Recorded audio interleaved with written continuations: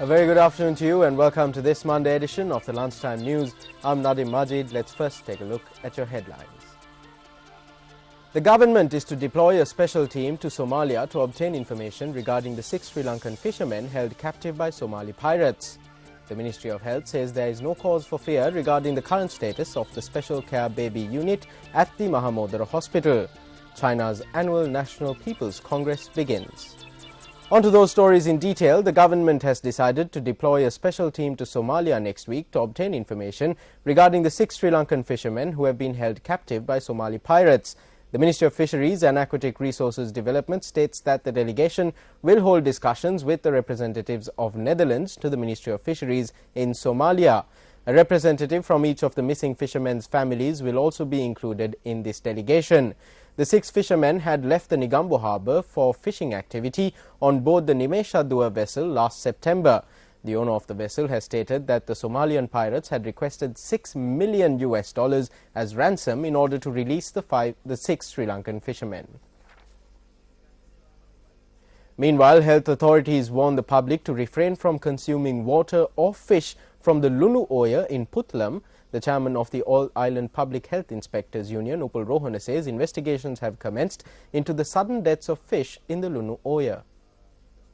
Fish have been dying in numbers over the past several days in the Lunu Oya. Accordingly, a group including the chairman of the All Island Public Health Inspectors Union, Upul Rohana, arrived at the location and commenced investigations. Upul Rohana said that it is still not clear if this situation has been caused by a bacteria growth inside the fish or the introduction of a poison into the water. He, however, said that the fish samples had been taken for further investigations. Notices were also put up calling on the public not to consume fish from the Lunu Oya until investigations have been completed. Upul Rohana also called on the public to refrain from consuming water from the Lunu Oya until the report of the investigation is received. The Ministry of Health says there is no cause for fear regarding the current status of the Special Care Baby Unit at the Mahamodara Hospital in Galle. Deputy Minister of Health Lalit Dissanayake stated that the unit had been sanitized and that steps had been taken to remove all germs. Within a short span of time, several infants being treated at this unit passed away. The death of another newborn was reported yesterday, the 7th in 2 weeks, at the Mahamodara Hospital in Galle. According to doctors, the victim had been in critical condition. Acting Director of the hospital, Dr. Rukshan Bellana, said that a germ infection is suspected as the cause of death. The acting director said investigations revealed that a microbe had been discovered on one of the drug vials at the Special Care Baby Unit at the hospital. When we made inquiries in this regard, Deputy Minister of Health Lalit Dissanayake said that the Special Care Baby Unit is now functioning under the necessary standards.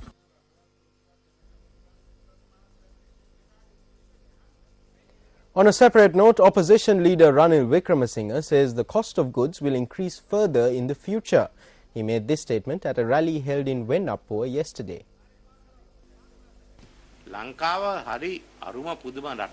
Sri Lanka is an amazing country. It is the only country where fuel is an ingredient in bread. Now they are saying that gas prices will increase. They are also saying that milk powder prices will increase. It looks like even our cattle are drinking crude oil.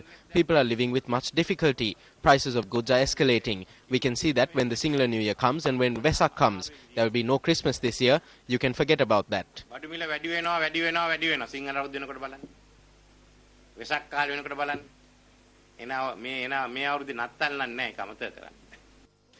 At this rally, members of the public donated funds for the reconstruction of the UNP headquarters, Sirikota. Meanwhile, Professor Carlo Fonseca says the world's energy crisis could be solved through the use of nuclear energy. He made this statement at an event held in Colombo yesterday.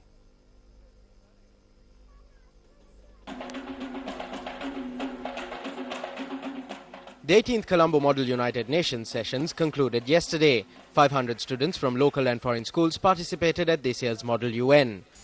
6th of August 1945, the first atom bomb, ironically called Little Boy, was dropped in Hiroshima and it killed tens of thousands of people.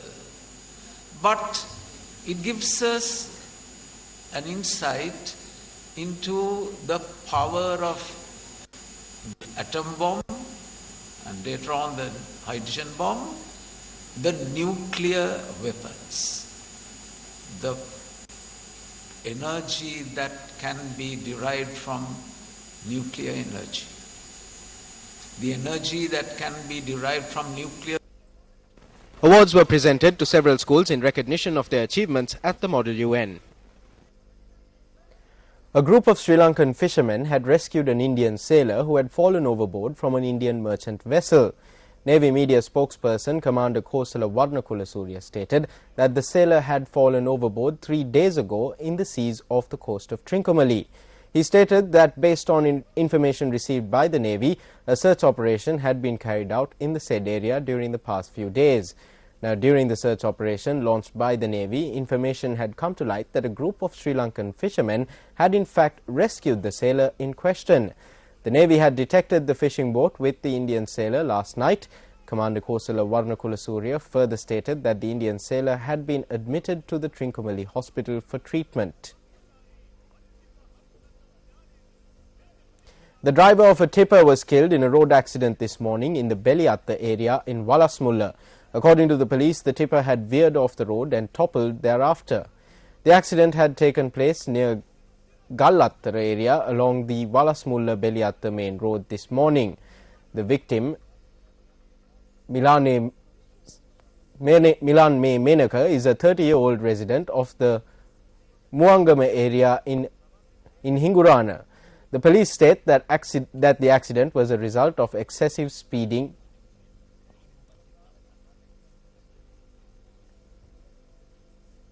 An individual was killed due to a wild elephant attack in the Vikandenigama area in Galgamua. According to the police, the individual met with the tragedy while engaging in farming at his hena cultivation. The 67-year-old victim was identified as M. Sudahami, a resident in the Vikandenigama area in Galgamua. The police stated that the body of the victim was found near a reservoir in the area.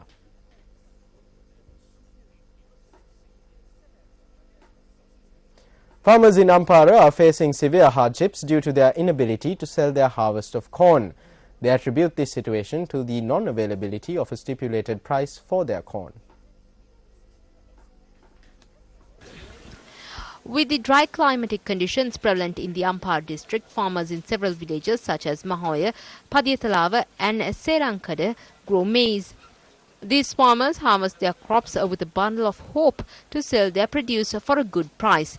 This is a very common sight in most homes in the area. However, farmers say that the income they receive subsequent to selling their produce cannot be even matched with the cost to cultivate their crops. We do everything with corn seed. We get into debt to buy chemicals and fertilizer. We are unable to even pay off our debts. We plant it, wait for 3 or 4 months and then sell it for 26 rupees. If the government intervenes and introduces a stable price, we can go on with our lives. Farmers request authorities to impose a stipulated price of 40 rupees per kilo of corn. Meanwhile, a book titled Handi Perinbanayagam, a memorial volume, and the Jaffna Youth Congress was launched at Saraswati Hall in Colombo 4 yesterday. The book titled Handi Perinbanayagam, a memorial volume, and the Jaffna Youth Congress, edited by Santha Silankaduragama, was launched in Sinhala, Tamil and English last evening. The book is a tribute to educationalist and teacher Handi Perinbanayagam, who pioneered the movement in Ceylon for complete national independence. It also includes the story of the Jaffna Youth Congress. Mr. Perinbanayagam's vision of a united Sri Lanka, where all communities are equal stakeholders engaging in democratic discourse, is as relevant today, in today's political context, as it was during his lifetime. The issues he raised so many years ago, be it relating to language rights, freedom of expression, social justice, or cultural rights, continue to be valid and resonant today and find mention even in the LLRC recommendations. Their implementation would undoubtedly put Sri Lanka firmly on the path to genuine reconciliation and harmony amongst the various communities.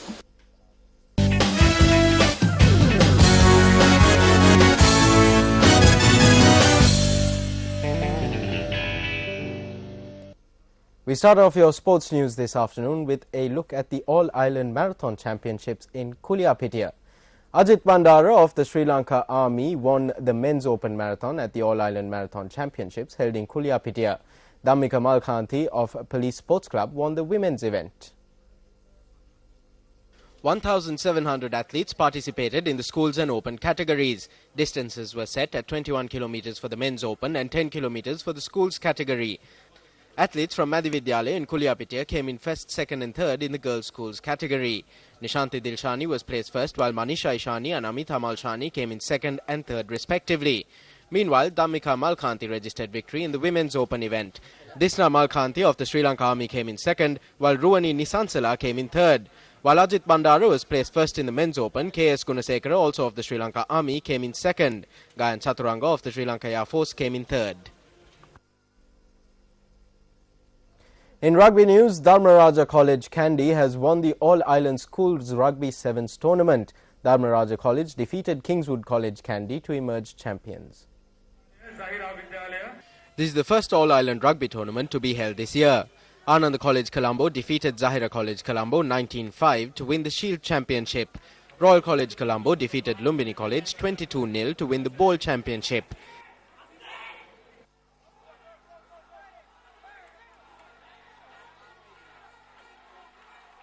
Science College Mount Lavinia won the Plate Championship, defeating Vidyartha College Kandy 22-5. It is notable that the ultimate finalists in the Cup Championship were both schools from Kandy.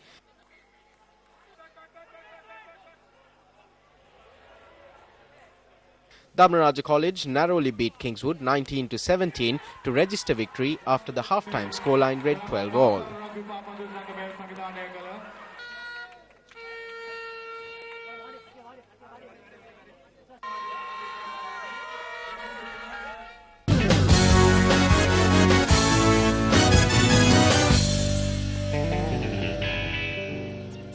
And on that note, we wrap up today's edition of the Lunchtime News. It's been an absolute pleasure having you with me. You can, of course, join us at 1:55 on Live at 55 for comprehensive reports on the latest stories, as only News First can deliver.